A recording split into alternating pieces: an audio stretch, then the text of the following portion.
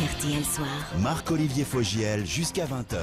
18h18. Premier invité d'RTL Soir, là toujours pour l'instant numéro 2 des Républicains. Bonsoir Nathalie Kosciusko-Morizet. Bonsoir. Alors viré ou pas? Bah, écoutez, moi je lis la presse comme vous. Hein.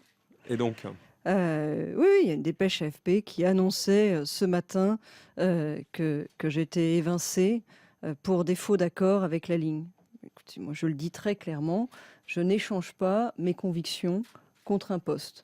Et ça vous J'ai a des été convictions, formellement J'ai des convictions dit anciennes que j'ai dit et redit. J'ai relevé avec beaucoup d'enthousiasme les responsabilités qui m'étaient proposées dans ma famille politique, mais j'ai toujours dit que ce serait pour moi dans le cadre d'une liberté de parole, parce que je pense que c'est comme ça aussi qu'on est utile au collectif. Donc en janvier, vous n'êtes plus numéro 2 et- des Républicains, Nathalie Kosciusko-Morizet, ça c'est clair. Et attendez, ça c'est la question. Cette question-là, il faut la poser à la direction, au président. Moi, je vous dis très clairement ce que je crois. Ce que je crois, c'est que je n'échangerai pas.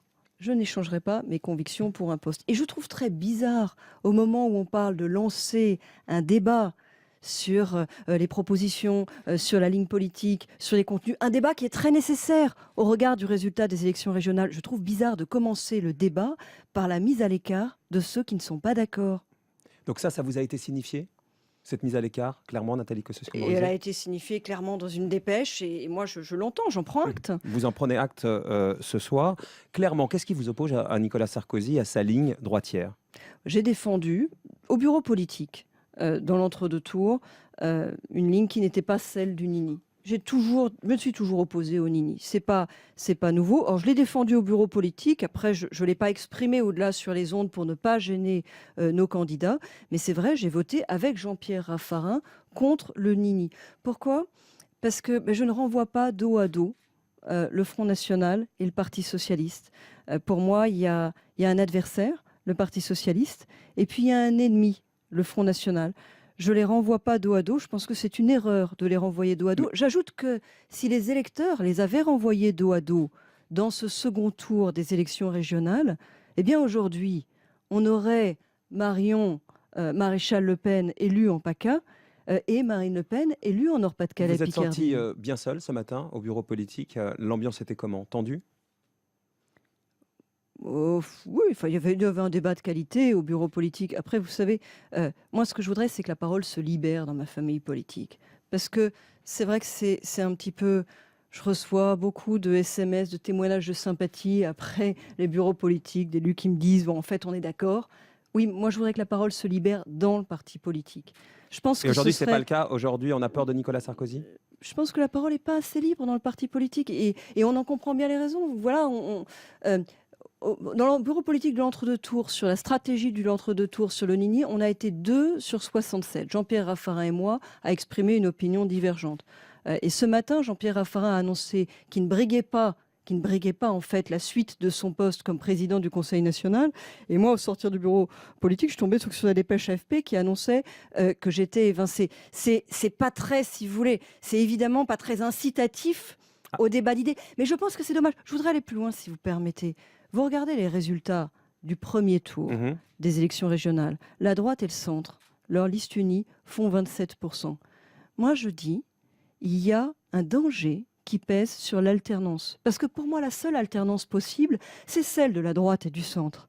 Il y a un danger qui pèse sur Nathalie l'alternance. Kosciusko-Morizet, Parce qu'après, attendez, mais avec hier, 27%, Laurent Wauquiez et Valérie Pécresse qui ont mené une campagne très à droite et pas centriste, c'est eux qui ont remporté les régions. Donc peut-être que la ligne défendue par Nicolas Sarkozy, plus droitière, c'est celle qui fonctionne, non? il y a certaines régions où on a gagné sur une ligne un peu droitière. Il y en a d'autres où c'est grâce au Front républicain, moi j'aime pas forcément beaucoup cette expression, mais grâce à la mobilisation de tous les électeurs, y compris des électeurs de gauche, qu'on a fait échec au Front national. De toute façon, ça mérite au moins un débat. Mais Vous regardez le score du premier tour, les listes de la droite et du centre, elles font 27%. Moi, je ne veux pas d'une configuration dans laquelle notre candidat, je souhaite qu'on ait un seul candidat à la suite de la primaire, se retrouverait évincé du premier tour et nous ne serions pas représentés au second tour. Je ne veux pas d'une configuration dans laquelle il y aurait un duel mortifère entre Marine Le Pen et François Hollande au second tour de l'élection présidentielle en 2017. Si vous n'êtes plus dans la direction des Républicains en janvier, ce qui semble être le cas, donc, puisque ce soir vous nous le confirmez,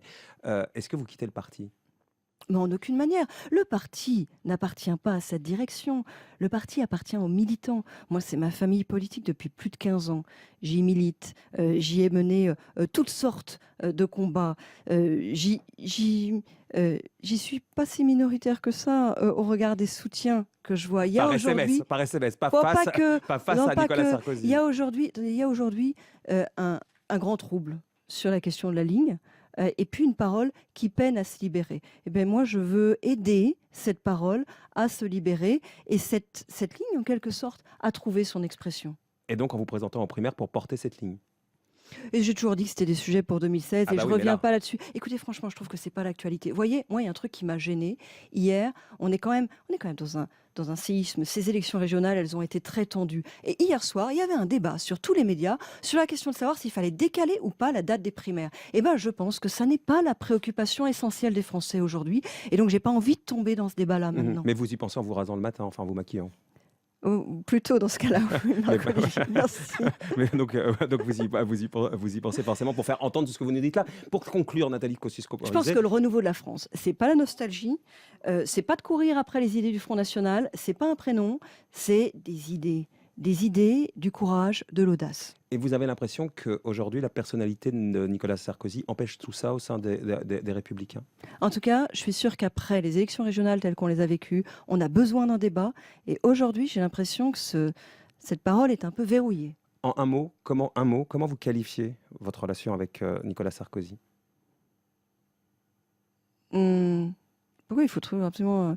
C'est toujours des questions, vous, les journalistes, je sais pas. Elle est franche. D'une certaine manière, moi, j'ai toujours trouvé franche. Elle continue à être franche, mais là, elle est franche dans le genre brutal. Délétère? Non, pas délétère. Comprenez-moi bien, ce désaccord de fond, ça fait longtemps que je l'ai. Je l'ai toujours exprimé. Moi, je voudrais qu'il puisse être entendu dans la sérénité.